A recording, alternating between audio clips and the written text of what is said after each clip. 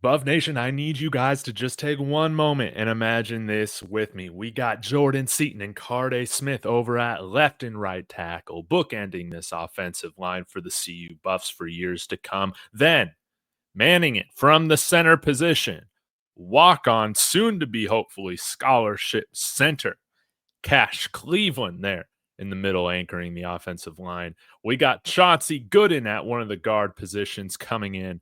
And then at the other guard position, maybe the top interior offensive lineman in the class of 2025, Michael Carroll. What? Alabama flip potential? He's on flip watch right now. I know Tom Loy said that they're coming out here just for fun. Nah, a visit's never for fun, especially when it's an official visit, right? So I'm going to break it all down for you guys. I'm hyped about this visit. Y'all let me know your thoughts on him and the rest of the visits from IMG in the comments. And smash that like and subscribe. We're on our way to 15,000 subs. All right, let's go ahead and get into it. Michael Carroll, this guy's an absolute bully, committed to the University of Alabama Crimson Tide, 6'6", 315. This guy's a plug and play. Be ready to play from day one here at CU as a true freshman, just like Jordan Seaton was. You guys are wondering, okay, is he the real deal? Well, let's roll the tape, and I'll break it down for you guys. But this guy absolutely destroys everybody, and he's doing it at IMG now. Now, this is going to be his junior stuff. When he was in, I think they said Pennsylvania right here.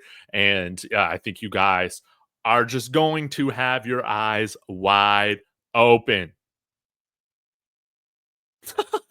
Like, man, that's not even fair. He is a grown man playing against, oh my God. Did you just see him throw that guy out of the way like a WWE wrestler? Hey, imagine him pulling, man, on some of these run plays, just laying out linebackers, edge defenders, getting upfield, laying out a safety. DBs are just absolutely going to avoid this guy when he gets outside, running downfield. Just an absolute beast. And again, 6'6", 315. He's already got the body to be a college starter. He's already there, and it seems like he's got fantastic technique. He's got the nastiness that you want. He's got the aggression. This guy is a culture setter for a program and has played both ways. Now, does he play both ways at Colorado? You know, I'll never rule that out. We'll see if Tyler Brown ends up getting some snaps here at defensive line this year. But put this guy on the offensive line, somebody maybe by the likes of Julian Lewis or Ryan Staub, Dominique Ponder. If you guys want me to mention some of the names that CU, they could be playing behind theoretically the best offensive line in college football here in a year or two, right? I mean, that's what we're talking about. We already got Chauncey Gooden, highly rated 4-star offensive lineman coming out here, and Michael Carroll.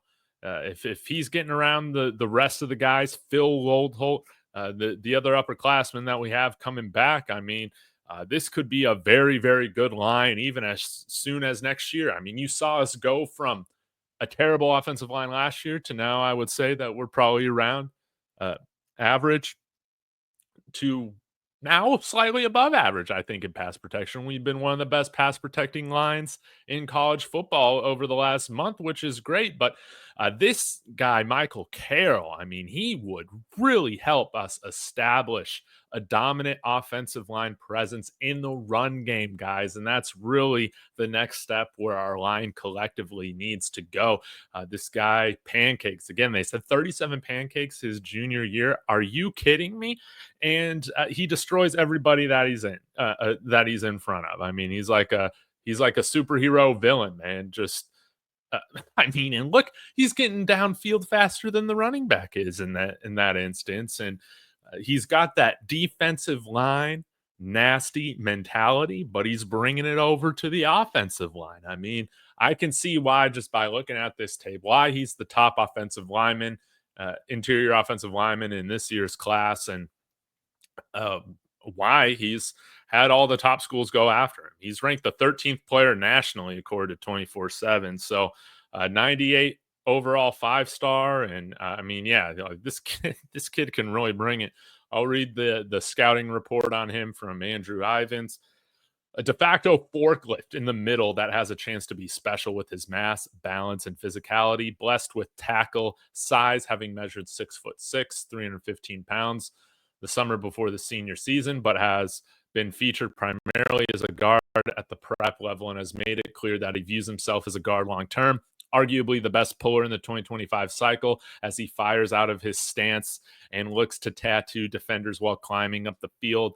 Rather clean in pass sets at this stage as he uses a wide base and big man agility to lock up assignments. Solid at both a combo and a move blocker as he can turn his hips and seal off run lanes. Can get caught playing a little high at times, but is still more of a leverage based player that can find a mean streak and rack up the takedowns, which likely stems from his wrestling background. Overall, should be viewed as a potential difference maker at the point of attack in the next can't miss offensive line prospect to come out of the IMG Academy, since Jordan Seaton should offer more position flexibility as his career progresses and looks like the type of newcomer that could see the field early as he's pretty advanced from a technical standpoint. Legitimate day one in NFL draft upside. Holy moly. A scouting report doesn't get any better than that. And look, taking those extra shots, playing through the whistle. The guy's nasty. The guy is nasty. I've probably used that adjective about 20 times already in this video. And this is the type of player that you want playing for the Colorado Buffaloes. I would imagine that Alabama is quite nervous about this. Again, like he's been locked in with Bama, but having his family and his teammates all be there with CU this weekend, I think it's something special, right? He ain't just visiting for a party, especially when Jordan Seaton, the most can't miss prospect, the most recent can't miss prospect that came out of IMG Academy, is going to end up a freshman All-American this year. To me, this seems like destiny, doesn't it? But I mean, we'll just have to see where this whole thing goes. I mean, uh, I'll go through here.